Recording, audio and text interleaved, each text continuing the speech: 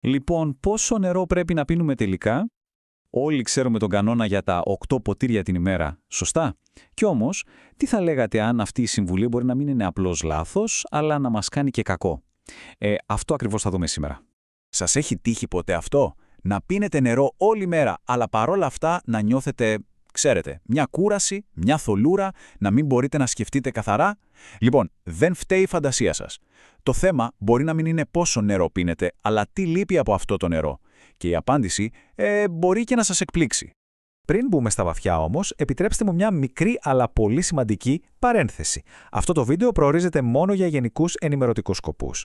Δεν πρέπει να χρησιμοποιείται για αυτοδιάγνωση και δεν υποκαθιστά ιατρική εξέταση, θεραπεία, διάγνωση, συνταγογράφηση ή σύσταση. Είναι πολύ σημαντικό να μην προχωρήσετε σε καμία αλλαγή στο πρόγραμμα υγείας ή διατροφής σας χωρίς πρώτα να μιλήσετε με τον γιατρό σας.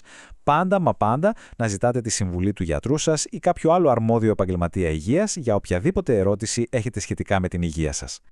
Ωραία, πάμε τώρα στο ζουμί της υπόθεσης. Το κλειδί λοιπόν για να είμαστε σωστά ενυδατωμένοι δεν είναι απλά να πίνουμε όλο και περισσότερο νερό. Πολλές φορές το πραγματικό πρόβλημα είναι ότι, χωρίς να το καταλάβουμε, πέφτουμε σε αυτό που λέμε παγίδα της αφυδάτωσης. Είναι μια κατάσταση όπου όσο και αν ακούγεται παράξενο, το πολύ νερό μπορεί τελικά να κάνει τα πράγματα χειρότερα. Και εδώ είναι που τα πράγματα γίνονται πραγματικά ενδιαφέροντα. Κοιτάξτε, αυτό είναι το παράδοξο. Όταν πίνουμε σκέτο νερό, χωρίς αρκετούς ηλεκτρολίτες, το σώμα μας πολύ απλά δεν μπορεί να το κρατήσει. Τι κάνει λοιπόν? Το διώχνει. Και το χειρότερο, μαζί με το νερό φεύγουν και ακόμα περισσότερα από αυτά τα πολύτιμα μεταλλικά στοιχεία. Μπαίνουμε δηλαδή σε έναν φαύλο κύκλο που αντί να μας ενυδατώνει, μας αφήνει ακόμα πιο αφυδατωμένους. Το ξέρω, ακούγεται εντελώς ανάποδο, έτσι δεν είναι? Κι όμως αυτή είναι η πραγματικότητα. Όσο περισσότερο καθαρό νερό πίνουμε, χωρίς αυτά τα απαραίτητα στοιχεία, τόσο μεγαλύτερος ο κίνδυνος της αφυδάτωσης. Σκεφτείτε το έτσι. Το νερό χρειάζεται τους σωστούς συνοδούς για να καταφέρει να φτάσει στον προορισμό του και ο προορισμός του είναι μέσα στα κύτταρά μας. Οπότε, αν το πρόβλημα είναι η έλλειψη αυτών των συνοδών, δηλαδή των ηλεκτρολιτών, ποια είναι η λύση?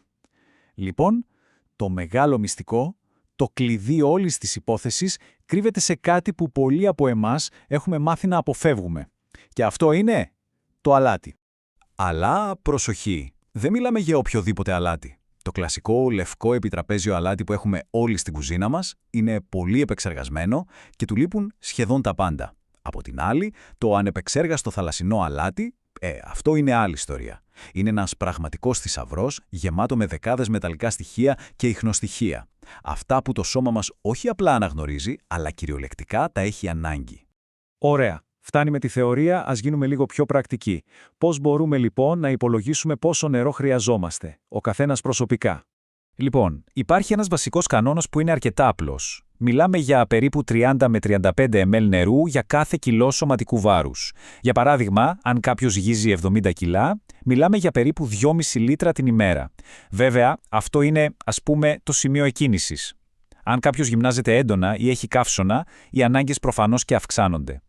Και μιας και μιλάμε για πρακτικά πράγματα, μια μικρή παύση, εάν κάτι από όσα ακούσατε μέχρι τώρα σας φάνηκε χρήσιμο, αφήστε ένα like και ένα σχόλιο. Βοηθάει απίστευτα με τον αλγόριθμο. Και φυσικά, ρίξτε μια ματιά και στο κανάλι μας για περισσότερο υλικό.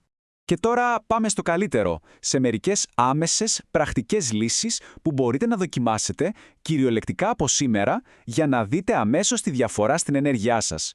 Δοκιμάστε το εξής απλό κόλπο για άμεση τόνωση. Την επόμενη φορά που θα πιείτε νερό, βάλτε μερικούς κόκκους ανεπεξέργαστου αγατιού κάτω από τη γλώσσα και αφήστε τους να λιώσουν. Η απορρόφηση είναι σχεδόν ακαριαία, κατευθείαν στην κυκλοφορία του αίματος. Αυτό μπορεί να προσφέρει γρήγορη ανακούφιση από πονοκεφάλους ή κούραση και επαναφέρει την ισορροπία των ηλεκτρολιτών στο σώμα. Και κάτι ακόμα που είναι πραγματικά εντυπωσιακό. Ξέρατε ότι ο μηχανισμός της δίψας εκπαιδεύεται? Σωστά ακούσατε. Αν για πολύ καιρό δεν πίνουμε αρκετό νερό, το σώμα μας απλά ξεχνάει να το ζητάει. Σταματάει να μας στέλνει το σήμα. Αυξάνοντας όμως σταδιακά το νερό που πίνουμε, είναι σαν να τον ξαναμαθαίνουμε να δουλεύει, να μας ειδοποιεί όταν πραγματικά το χρειάζεται. Γίνεται πλέον ξεκάθαρο νομίζω. Η σωστή ενυδάτωση δεν είναι απλά για να σβήσουμε τη δίψα μας. Είναι κάτι πολύ περισσότερο. Είναι το θεμέλιο, η βάση για τη συνολική μας ευεξία για την ενέργεια μας. Και ποια είναι τα ωφέλη? Τα ωφέλη είναι πραγματικά εντυπωσιακά. Δεν μιλάμε απλά για λίγο καλύτερη ενέργεια. Μιλάμε για μείωση των φλεγμονών, για σταθερά υψηλά επίπεδα ενέργειας όλη μέρα, ακόμα και για καλύτερη, πιο σταθερή διάθεση. Ένα σωστά ενυδατωμένο σώμα είναι, κυριολεκτικά, μια καλοκουρδισμένη μηχανή που λειτουργεί στο μέγιστο. Και αν θέλετε έναν αριθμό για να καταλάβετε το μέγεθος του θέματος, ακούστε αυτό. Είναι πραγματικά απίστευτο.